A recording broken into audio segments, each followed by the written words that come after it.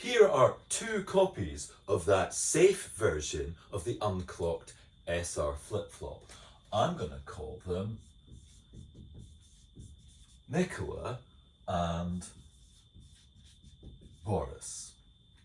Remember, this input with the AND masking controls whether the circuit is awake or asleep.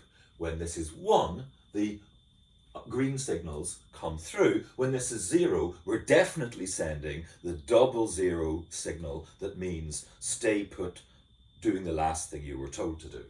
So when this circuit is 1, we're listening to what's coming in on this input, and when this input is 0, we're remembering the last thing we paid attention to from this input.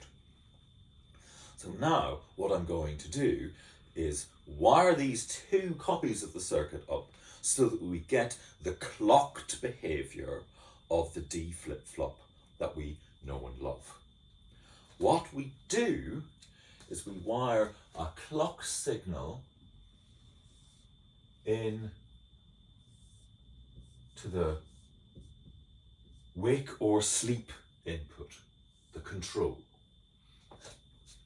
And then we wire, so this is the clock, we wire a data input D at the very start, and then we connect the data output of Nicola to the data input of Boris.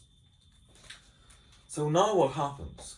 We can see that following this clock signal, when this clock is 1, Nicola is awake and listening to D. When the clock is 0, Boris is awake and listening to Nicola.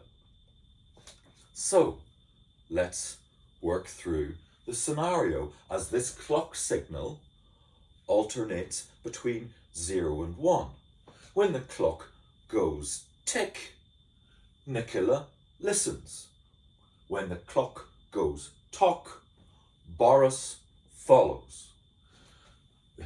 When we have a transition from 0 to 1, Nicola starts paying attention to D and is immediately sending what D says out on this output.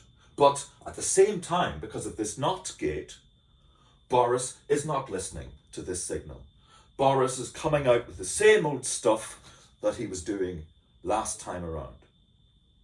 But then, when the clock drops to 0, Nicola stops listening to the input and stays steady in the output, but Boris starts listening to Nicola and immediately follows what Nicola has decided to do.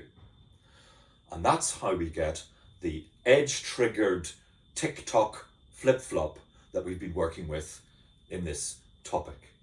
It goes like this. We have two copies of the unclocked circuit at opposite polarities on their control signal, so that when the clock goes tick, Nicola listens. When the clock goes tock, Boris follows.